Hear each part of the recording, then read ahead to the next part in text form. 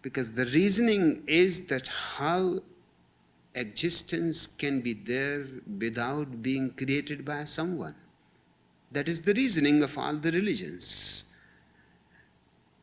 If you accept their reasoning, then the question arises, who created the gods? And if God can be there without being created, then what is the problem? Oh. Welcome to Osho.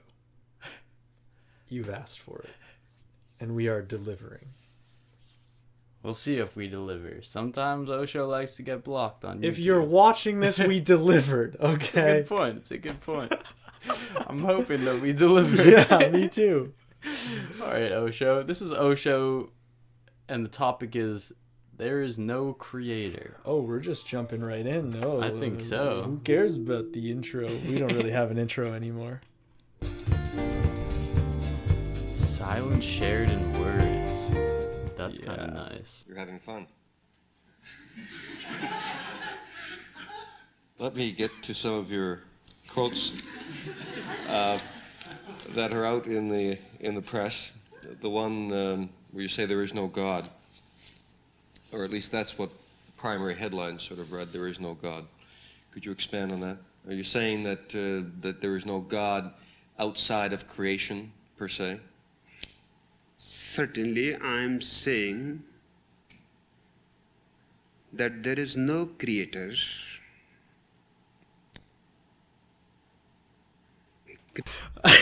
Okay, no one got to see this in the last reaction, but we had a whole thing going for you, and you would have loved it, where we were trying to see if Osho ever blinked.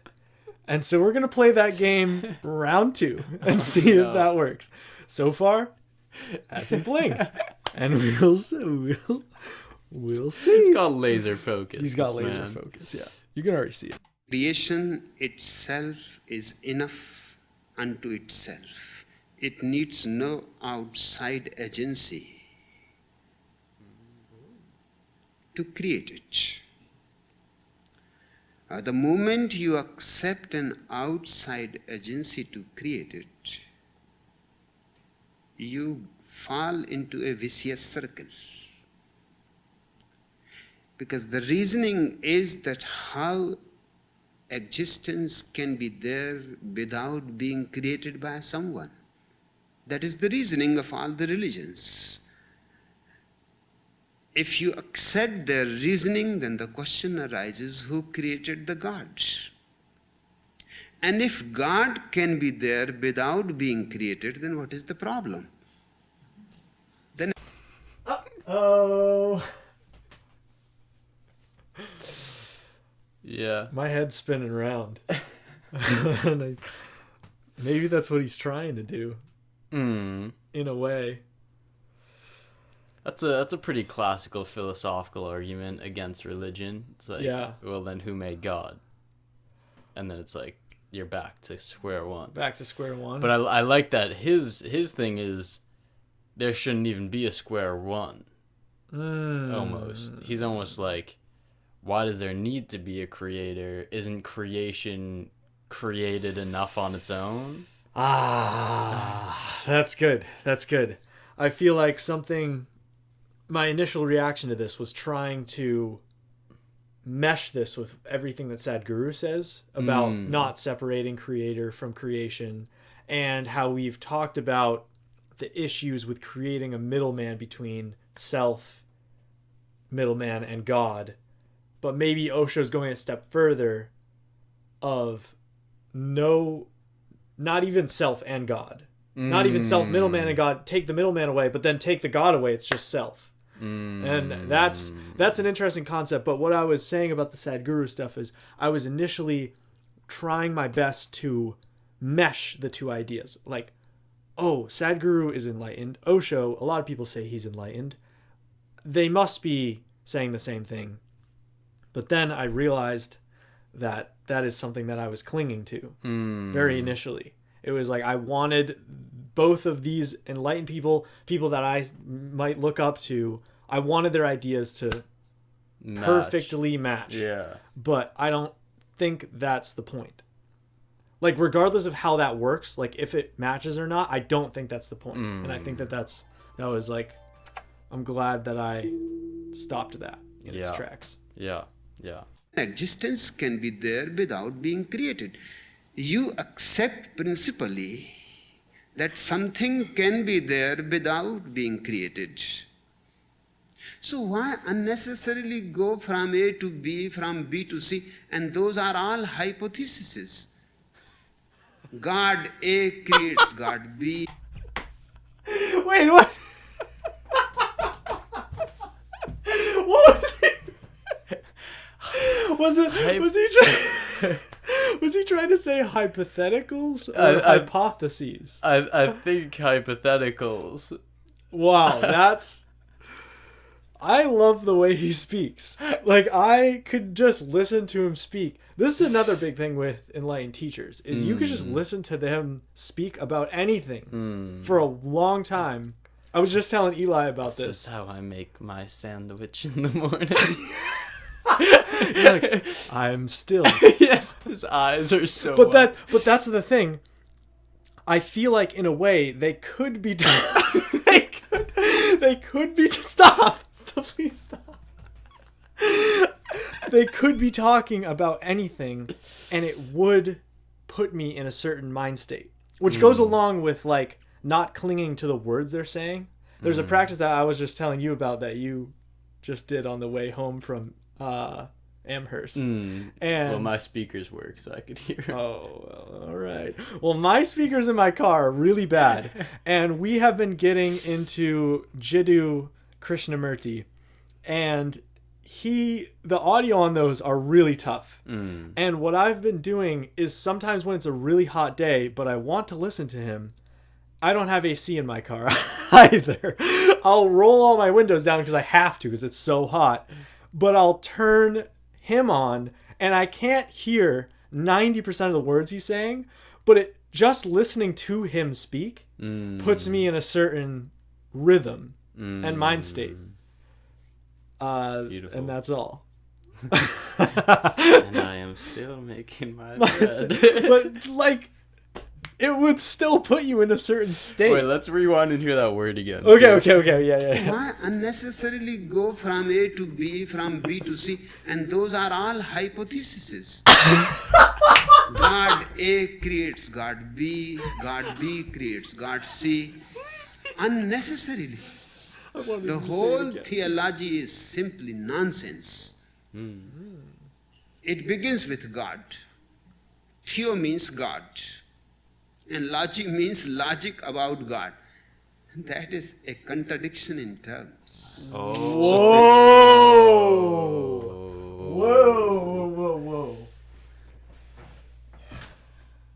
I was about to pause it and say that. Yeah. Well, not exactly like a contradiction, but, well, I guess that wasn't what I was going to say, is like, how could you be talking about, I never knew that's what theology meant. Like, logic about God. Because everything that I've learned is that does not work together. Well, isn't ology study of biology? But I mean, I guess so. Similar meaning. Yeah. Yeah, I thought it was study of God. Study of God. Okay. What did he say it was? Ology? Logic about God. I mean, I guess study, logic. It's like trying to conceptualize. Yes, is what studying is, I guess. And just like all the conceptualizations that we do they're just illusory. They're an idea. They're not based in anything that is real. Yeah. No, I thought that was a really good point. Regardless of what theology really means, I feel like the point still gets across. Right? Yeah. It's banger. Creation itself then is God. We are God. You're God. I'm God. Everybody here is God. If you want the whole to game use is God. word God Or source. there is no problem. There is no problem for me. I'm very familiar with it. But you will have to change the meaning, because the donkey will be the God, even the Yankee will be the God.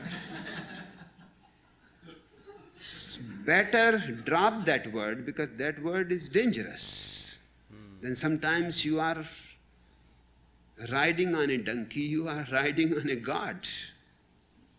Sometimes you are.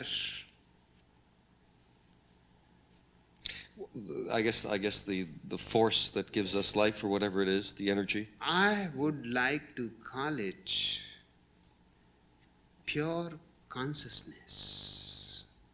Just consciousness. Or if you are too much attached with the word God, then call it godliness. But don't make it a noun. Make it a quality. Godliness is perfectly okay. Why do you say make it a quality rather than a noun? Because the moment you make it a noun, you kill it. The moment you make it a noun, you stop its growth. Nouns don't grow. Only verbs grow. Wow. Wow. I honestly wish that was longer. That was sick. I like that a lot.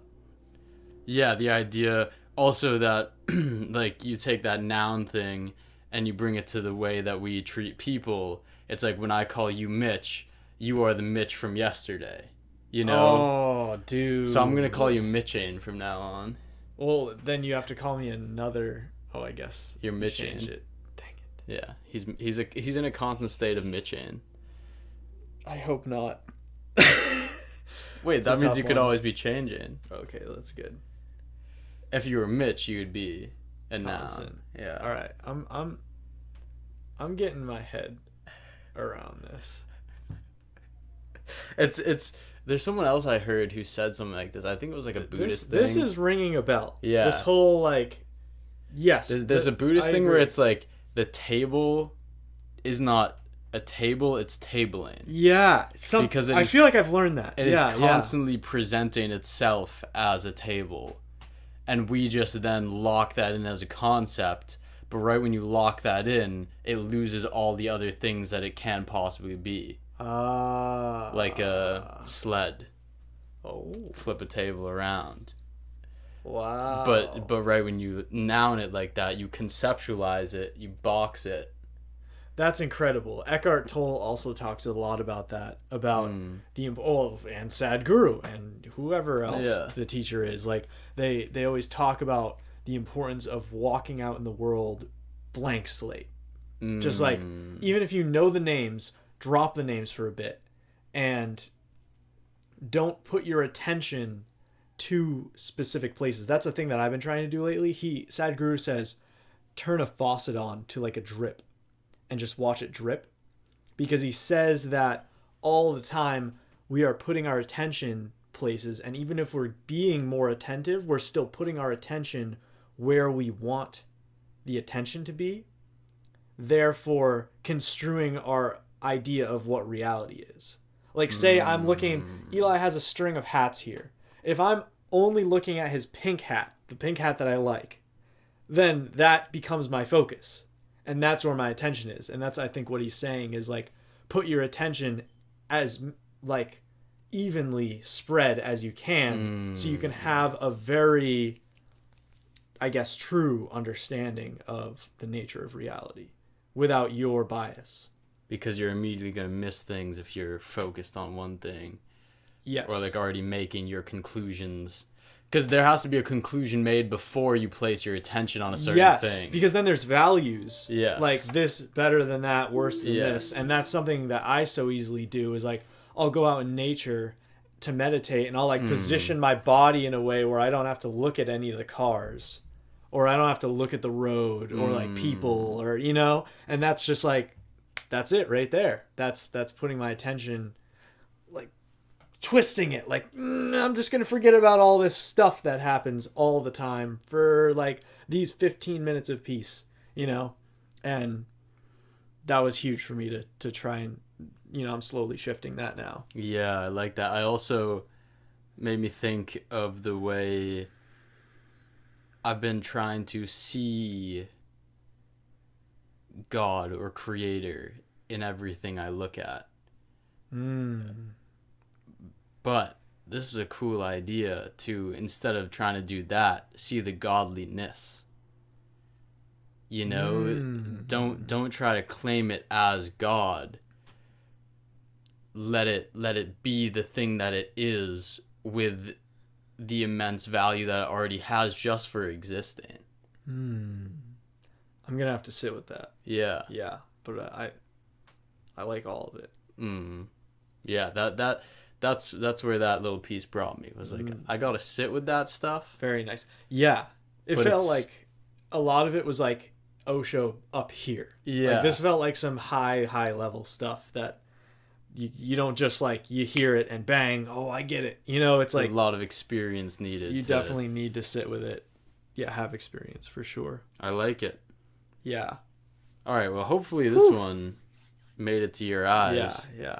And if you hear us now, then it made it to your ears. Jeez.